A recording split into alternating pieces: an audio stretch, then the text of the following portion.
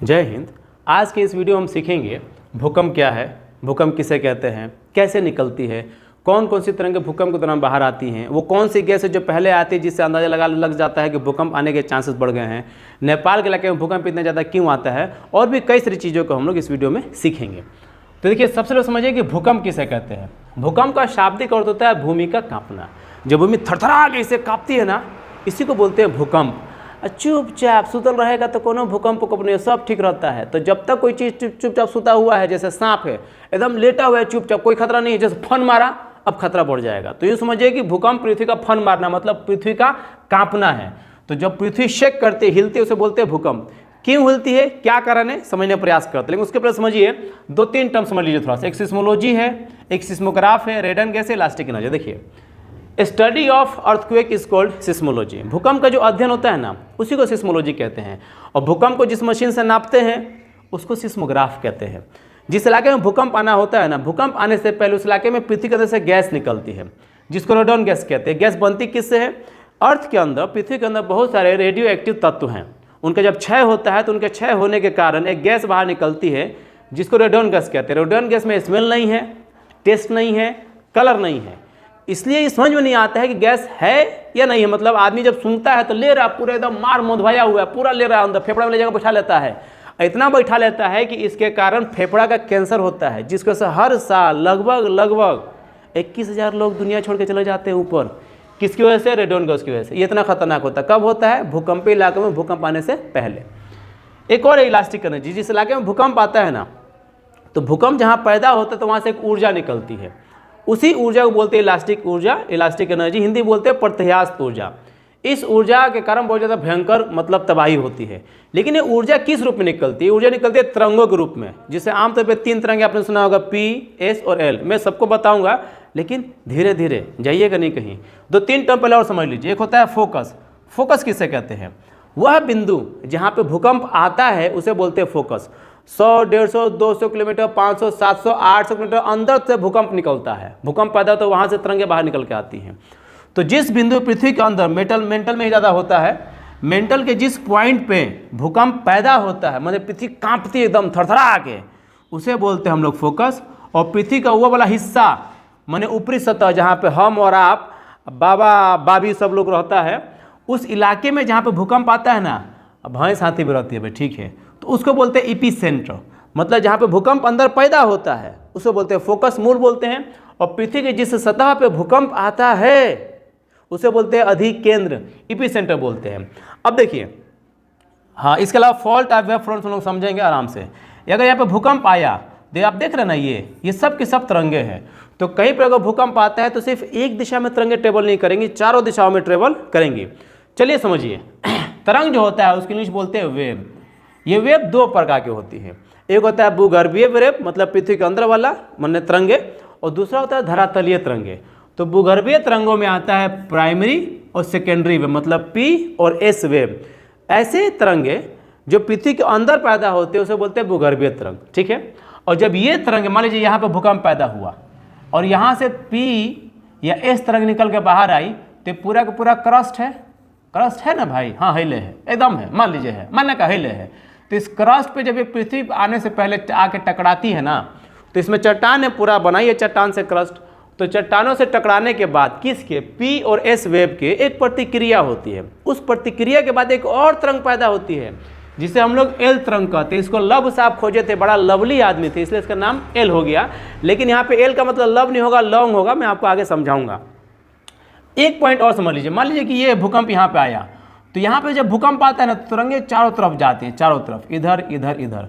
लेकिन अंतर है, समझिए। अगर यहाँ से P वेव निकलेगा तो P चारों तरफ जाएगा, कोर को भी पार करेगा।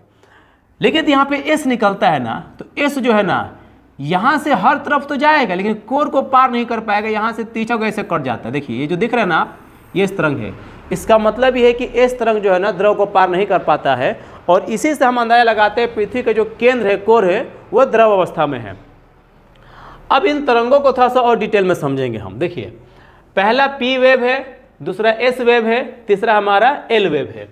P वेव को बोलते हैं प्राइमरी तरंग। ये सबसे पहले भूकंप आने के बाद मुहुआ बाग एकदम कचकचा के बहरी आ जाता है, जैसा लगता है कि मिठाई या जलेबी या रसमलाई रखा हुआ है इसको खाने के लिए, लेकिन आता यही है। इसको खोजा नहीं था, बल्कि इसकी जानकारी सबसे पहले दी थी किसने? कोनार्ड साहब ने। एस वेव की जानकारी दी थी जेफरी साहब ने, और एल वेव की जानकारी दी थी HD लव ने। इसलिए इसका नाम एल हो गया, लेकिन एल का सेंस यहाँ पे लव नहीं होता है, लॉन्ग होता है। मैं आपको समझाऊंगा कैसे। देखिए, अगर आप पी वेव की बात करें तो पी वेव जो होता है ये इसको प्राइमरी वेव बोलते हैं। सबसे पहले यही आता है। इसकी स्पीड यहाँ पे 8 किलोमीटर, लेकिन एग्जैक्ट 8 किलोमीटर नहीं होती है, 8 से लगभग 14 किलोमीटर होती है। सबसे तेजी में ये आता है। जबकि ये जो एस वेव है इसकी स्पीड 3 से लेकर 7 किलोमीटर पर सेकेंड। बाप रे बाप, मतलब 1 सेकेंड में 3 से या 4 से 7 किलोमीटर की दूरी तय करता है। कौन? S wave. जो एल वेव है ये धीरे धीरे चलता है, सुहुर सुहुर, आराम से, सूले सूले। इसकी स्पीड 1.5 किलोमीटर से लेकर 2 या 3 किलोमीटर पर सेकेंड तक होती है। अब देखिए, ये सबसे तेज आता है तो इसका नुकसान सबसे ज़्यादा होना चाहिए, लेकिन यहाँ पे लिखा है सबसे कम नुकसान पैदा करता है एकदम, और ये एवरेज करता है, और ये सबसे ज़्यादा करता है। अब आपका दिमाग ना थोड़ा सा गूंजियाया होगा, हालांकि उतना नहीं गूंजाना चाहिए, लेकिन थोड़ा सा तो कन्फ्यूजन हो ही रहा होगा कि सर हई सबसे तेजी में आता है, स्पीड ढेर है तो नुकसान ढेर करेगा, हई कम करेगा उससे कम करेगा, सबसे कम करेगा तो उल्टा लिख दिए हैं। हम उल्टा नहीं लिखे हैं, इसको आपको सीधा समझा देते हैं। देखिए, इसको आप यूँ समझिए कि समझ लीजिए आपको शादी ब्याह करना है, कोई लड़की देखे, आज देखे कल ब्याह हो गया, परसों आपको छोड़ के चली गई, बुरा तो लगेगा, थोड़ा सा कम लगेगा। लेकिन लड़की देखे आपने एकदम तेजी में हो गया, उतना बुरा नहीं लगा, क्योंकि जितना तेजी में आया उतने तेजी में गया। लेकिन एक लड़की देखे आप 10, 15, 20 दिन पसंद किए, उससे ब्याह हुआ, और फिर वो ब्याह बाद छोड़ के आपको चली गई, थोड़ा सा ज़्यादा बुरा लगेगा, थोड़ा सा, उतना नहीं लगेगा, थोड़ा सा ज़्यादा लगेगा। लेकिन मान लो कौन लड़की है, आप बचपने से आपका उससे ब्याह लगा हुआ है, और वो जो है ब्याह हो भी जाए आपका, अब ब्याह हुआ बाद फिर छोड़ के आपको चली जाए, बड़ा तकलीफ होगा भाई, बहुत तकलीफ होगा। काहे तकलीफ होगा? इसलिए कि लंबा रिश्ता हुआ ना, तो जो तेजी में आता है वो तेजी में जाता है तो नुकसान कम होता है। जो धीरे धीरे होले होले आता है वो धीरे धीरे जब जाता है, चला जाता है, दर्द बहुत ज़्यादा होता है, नुकसान ज़्यादा होता है। असल चले मैं ऐसे एग्जाम्पल में समझा दिया आपको। असल होता है ये कि ये भूकंप बहुत तेजी में आगे गुजर जाता है, किसी को पता नहीं चलता है। हई थोड़ा सा आता है, हिलाता डुलाता है, हई क्या करता है, धक झकझोरता है, हिला डुला हो, कांपा हो तो बिल्डिंग में धके हिलाता है एकदम बरियार। आगे मैं इसका वेवलेंथ दिखाऊंगा ना आपको, तो आपको समझ में आ जाएगा। समझ लीजिए, याद रखिए, जो एल है बहुत धीरे, बचपन वाला प्यार है, बचपन में आया और जब जाएगा तो ढेर तकलीफ देकर जाएगा। आइए, प्राइमरी वेव जो है ना, सॉलिड, लिक्विड, गैस तीनों से गुजर जाते हैं, मैंने आपको दिखाया ही। ये सिर्फ ओनली सॉलिड से गुजरती है। उसकी वजह क्या है बताया मैं आपको, और सॉलिड से गुजरने के कारण हमें पता लग पाता है कि पृथ्वी के जो केंद्र है ना, जो कोर है वो द्रव का बना हुआ है, और ये धरातलीय वेव, मतलब ये अंदर इसका कोनो काम धंधा नहीं है। ये ऊपर जो है एकदम बहेंगा का टाटे लिया मंडरियाते रहता है। तीसरा समझिए, ये लॉन्गिट्यूडनल वेव है, साउंड की तरफ, मतलब जैसे ध्वनि की आवाज़, ध्वनि जो है ना, ध्वनि लॉन्गिट्यूडनल वेव है, ट्रांसवर्स वेव है लेकिन लॉन्गिट्यूडनल वेव है। लॉन्गिट्यूडनल वेव मतलब साउंड की तरह इसका ट्रेवल होता है, ठीक है। ये ट्रांसवर्स है लाइट की तरह, और ये भी लगभग ट्रांसवर्स है, लेकिन है बहुत खचड़ा। मैं आपको समझाता हूँ कैसे। देखिए, लॉन्गिट्यूडनल वेव जो होता है ना, मान लीजिए एक यहाँ पे कण है और एक यहाँ पे कण है, इसको आगे पीछे ढकेलेगा, फिर आगे बढ़ेगा, फिर ढकेलेगा, फिर आगे बढ़ेगा, फिर ढकेलेगा, फिर आगे बढ़ेगा। तो इसका मतलब ये हुआ कि जब लॉन्गिट्यूडनल वेव जब ट्रेवल करता है ना, तो किसी भी कण को आगे पीछे ढकेलेगा। है थोड़ा सा खचड़ा होता है। ये क्या करता है, कबो ऊपर कबो नीचे, कबो ऊपर कबो नीचे, कबो ऊपर कबो नीचे। हई बनचरा का माँ या दादा परदादा सब होता है, ये धके हिला देता है पूरा, हिला डुला हो, हिला डुला हो, हिला डुला हो। तो ये ट्रांसवर्स वेव बहुत ज़्यादा खचड़ाई करता है। यही वजह है कि डैमेज भी बहुत ज़्यादा करता है। पृथ्वी के अंदरूनी भाग में इसका है ना, ये भी अंदरूनी भाग में रहता है, ये भी पृथ्वी के अंदरूनी भाग से निकलता है, और ये ऊपरी सतह से निकलने वाला है, माने धरातलीय वेव है, एल वेव, ठीक है। अब समझिए, तीन टर्म को थोड़ा सा समझिए। एक है आपका आवृत्ति, दूसरा तरंग तेज, और तीसरा आयाम। इधर आपका पी वेव है, ये आपका एस वेव है, और ये आपका एल वेव है। लवली बाबा लिखे थे, मैंने खोजे थे इसको, है ना, इसलिए इसका नाम एल हुआ। लेकिन मतलब लॉन्ग दिख रहा ना, कितना लंबा लंबा है, ठीक है। देखिए, आवृत्ति किसे कहते हैं? आवृत्ति जो है ना, कहते हैं कोई भी जो तरंगे होती है ना, उनकी संख्या, मतलब देखिए अब ये जो देख रहे हैं ना आप, ये सब का सब 1 2 3 4 5 6 7 8 9 10 11 12, ये आवृत्ति है। तरंगों की जो संख्या होती है आवृत्ति होती है। तो जो लॉन्गिट्यूडनल वेव होगा उसकी तरंग संख्या हमेशा आगे पीछे धकेलेगा, इससे धक जाएगा। जबकि ट्रांसफर वेव की हमेशा संख्या कम होगी। तो आइविटी मतलब तरंगों की संख्या, तो इसकी ज़्यादा गिन लीजिए, 1 2 3 4 पर ज़्यादा होगी। इसकी संख्या 1 2 3 4 5 कम है उससे, इसकी तो मैंने बहुत कम होती है, क्योंकि बहुत खचड़ा है ना, बदमाश है, लतखोर है। तरंगदैर्घ्य क्या है देखिए, तरंगदैर्घ्य कहते हैं, इसको नहीं बोलते वेवलेंथ, मतलब तरंगों के बीच की दूरी है ना, एकदम सिंपल से। तरंगदैर्घ्य तरंगों के बीच की दूरी इसकी कम होती है। देखिए कितना, दो तरंग के बीच में दूरी दूरी दूरी दूरी दूरी दूरी दूरी कम है, इसमें थोड़ा सा एवरेज रहेगा, मतलब इससे ज़्यादा और बाबा से कम। देखिए तो थोड़ा सा ज़्यादा हुआ रे, थोड़ा सा ज़्यादा हुआ, जबकि इसका बाप रे बाप बहुत अधिक होता है। एकदम आसान है। तरंगदैर्घ्य का मतलब ही होता है वेव लेंथ, वेव की जो लेंथ है, मतलब दो वेव के बीच में कितनी लेंथ दूरी है। आयाम कहते हैं ऊंचाई को, इसकी ऊंचाई कम रहेगी, एकदम सिंपल सी बात है। जब आगे पीछे ढकेलेगा तो ऊंचाई कैसे ज़्यादा होगा, अच्छा ट्रांसवर्स में ऊपर नीचे, तो ऊंचाई ऊपरी नीचे ना होता है, तो इसका जो ऊंचाई होगा वो कम होगा। देखिए दिख रहा है ना आपको, कम है ना, इसका प्राइमरी से ज़्यादा होगा। भाई खचड़ा है, खचड़ा आदमी क्या करता है, गांव मोहल्ले में देखा होगा आपने, जो लतखोर जुत्ताखोर होता है, बिना मतलब के जाके कूदेगा फानेगा, मार देम पुरदम पर याद है, वो खचड़ा ही करता है, उसका काम है खचड़े करने का।